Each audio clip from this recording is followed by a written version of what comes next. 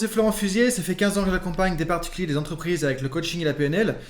Dans cette vidéo, on va voir ensemble comment apprivoiser les émotions, comment maîtriser tes émotions.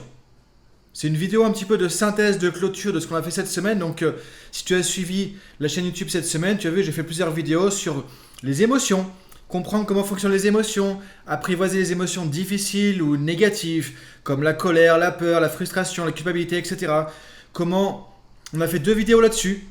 Comment arriver à te mettre dans le bon état, au bon moment, comment aller chercher ce qu'on appelle des émotions ressources, quand par exemple tu as besoin de plus de confiance, de motivation, de sérénité, de courage, de calme, de détente, etc. Et donc là, c'est une vidéo un peu pour clôturer tout ça, pour te donner vraiment la synthèse en fait de ce qu'on a fait cette semaine. Donc si tu veux tous les détails, évidemment, tu peux revenir sur ce qu'on a fait cette semaine. Sur la chaîne YouTube, il y a 4 ou 5 vidéos déjà sur le sujet. Donc aujourd'hui, je vais te rappeler donc les 5 points clés, les 5 facteurs, les 5 éléments qui vont t'aider à maîtriser tes émotions. Alors quand je disais maîtriser tes émotions, ça veut dire quoi? Ça veut pas dire que en fait tu vas devenir un robot, que tu n'auras pas d'émotions, que tu vas contrôler tout comme un ordinateur, tout ça. Non, c'est pas ça.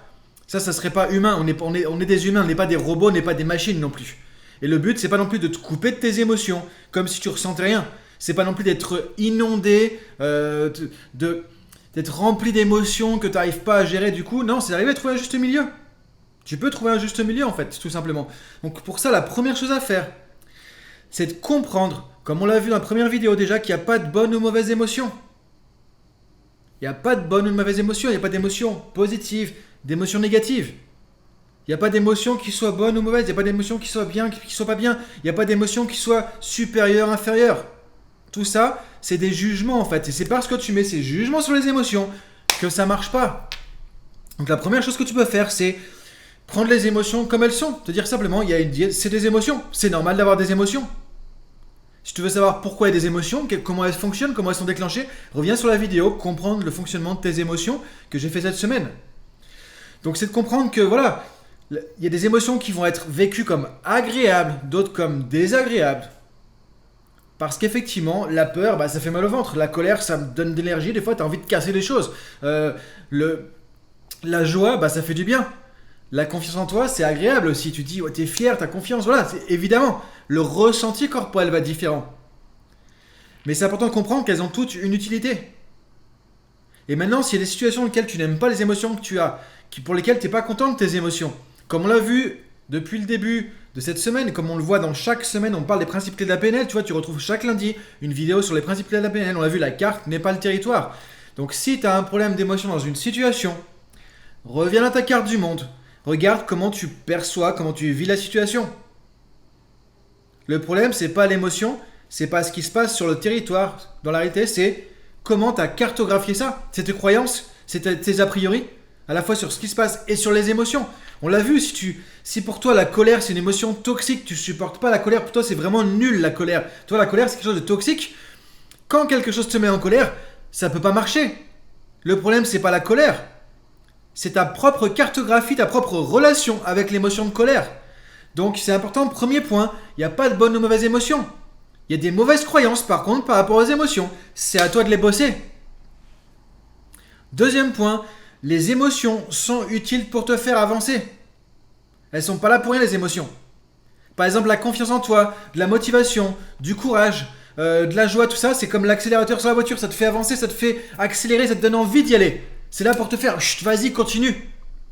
Maintenant, les émotions comme la peur, la colère, la frustration, la culpabilité, c'est là pour te dire, ok, c'est comme le frein sur la voiture.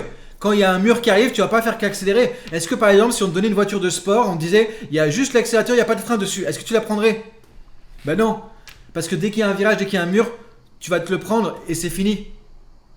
Les émotions, entre guillemets, négatives, elles sont là pour te dire, ok, stop, mets une pause. Fais une pause, écoute ce qui se passe. Prends l'information, c'est des indicateurs, elles sont là pour te donner un message. Et là, du coup, ça va te permettre d'avancer. Donc, chaque émotion est là pour te faire avancer, pour te faire évoluer. Donc, apprends à écouter tes émotions en te disant c'est quoi l'intention positive derrière, c'est quoi le message que l'émotion va me faire passer. Si cette émotion c'était un indicateur, ça serait un indicateur de quoi? S'il y avait un truc à comprendre avec cette émotion, ça serait quoi? Ça, c'est les questions, mais c'est des questions qui vont changer ta vie vraiment. C'est des questions qui peuvent vraiment changer ta vie. Si tu te les poses. Parce que quand tu vas comprendre ça, que tu vas l'appliquer, tu vas revenir sur tes émotions, tu vas les comprendre, les vivre autrement. Ça va changer ta relation aux émotions aussi. Et derrière, il y a tout qui va changer. Donc deuxième clé, les émotions sont là pour te faire avancer, c'est important. Maintenant, troisième clé, c'est important de mettre de l'acceptation, de la permission. De comprendre que tu peux t'autoriser à ressentir n'importe quelle émotion.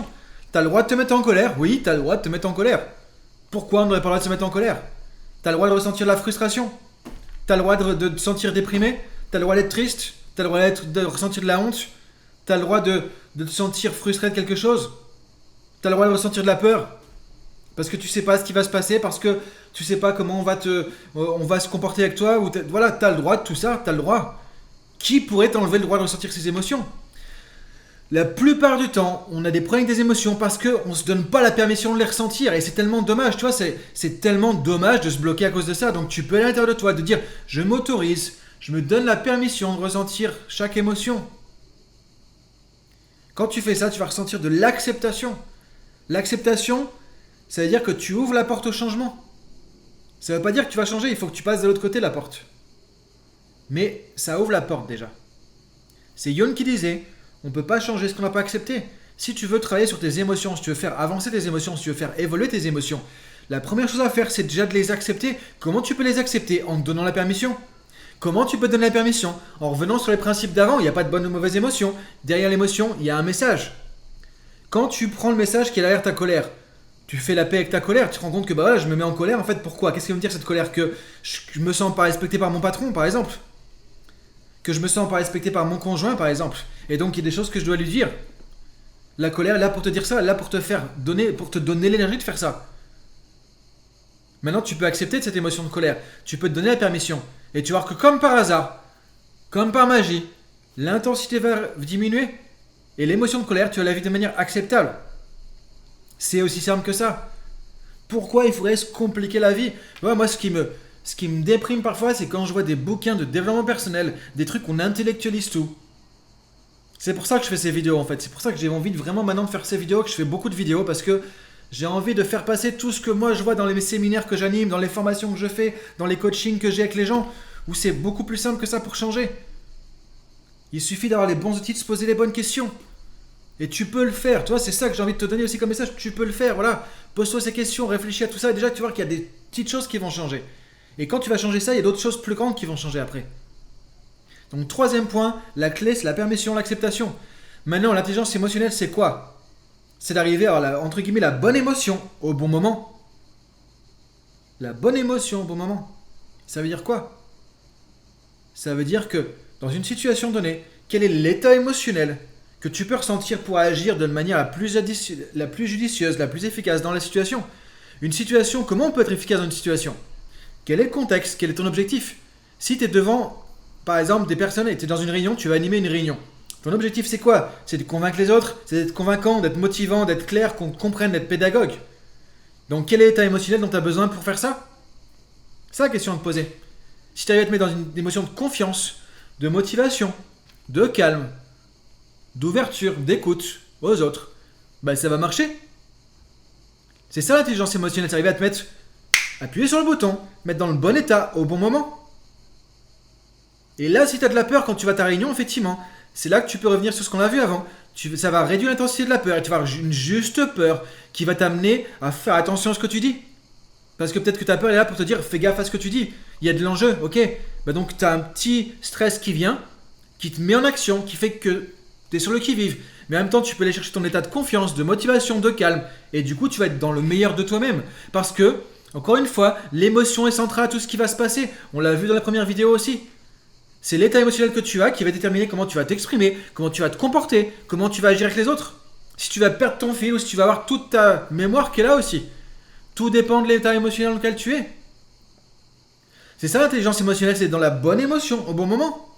Et quand il faut que tu te mettes en colère, parce que tu as quelqu'un qui te fait un truc pas juste, c'est normal de ne pas laisser passer ça.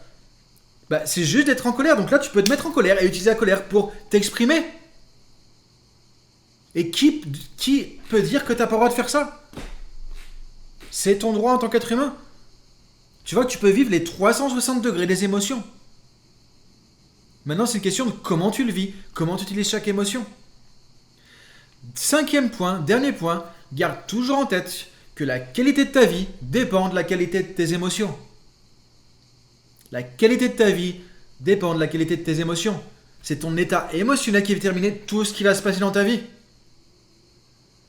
Parce que c'est ton état émotionnel qui va faire que tu vas avoir des pensées, des comportements, des actions, une attitude, une manière de réfléchir, que tu vas utiliser ton mental, que tu vas réfléchir de manière efficace, que tu vas utiliser ta mémoire, que tu vas être optimiste, pessimiste. Tout ça, ça dépend de quel est l'état émotionnel que tu as.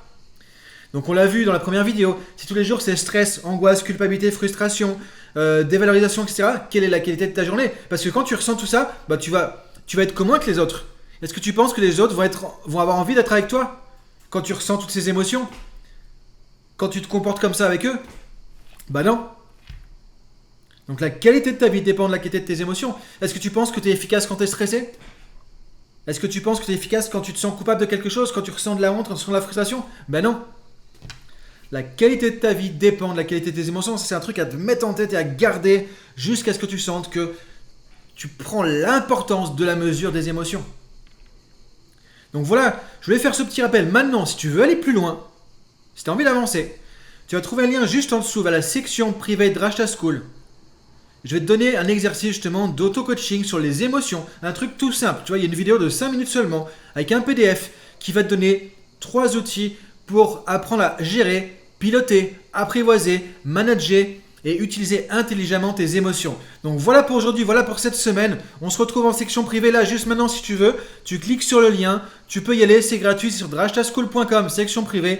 Il y a déjà plein de choses sur les podcasts d'avant, il y a des PDF, tout ça. Et tu vas retrouver aussi quoi? Le PDF avec les points clés de cette vidéo. Je t'ai remis en PDF les 5 points clés que je viens de t'énoncer dans cette vidéo. Bonne journée à toi, merci. Et si tu penses que cette vidéo peut aider un ami, une amie, un collègue, voilà quelqu'un qui a besoin, quelqu'un qui serait utile de mieux gérer ses émotions, du coup partage et comme ça me permet moi aussi de développer la chaîne et tu m'encourageras aussi à continuer. Merci à toi, bonne journée et bon dimanche, salut.